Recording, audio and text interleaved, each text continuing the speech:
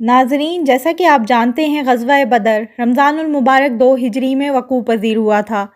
ٹھیک 13 ماہ بعد شوال 3 ہجری میں مشرکین مکہ کے ایک لشکر نے مدینے پر چڑھائی کر دی جو جوش انتقام سے بھرا ہوا تھا۔ ابو سفیان نے قسم کھائی تھی کہ جب تک مقتولین بدر کا انتقام نہیں لیا جائے گا نہ خوشبو لگاؤں گا نہ چارپائی پر سوؤں گا۔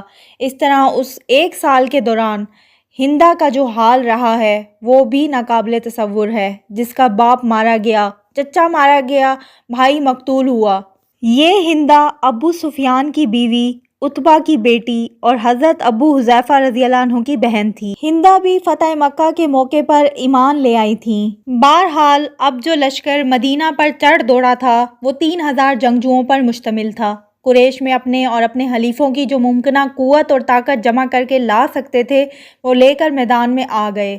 اس موقع پر نبی صلی اللہ علیہ وآلہ وسلم نے مدینہ منورہ میں ایک مشاورت منعقد فرمائی کہ اس موقع پر کیا حکمت عملی تیار کی جائے، جبکہ 3000 کا لشکر مدینے پر چڑھائی کرنے آ رہا تھا۔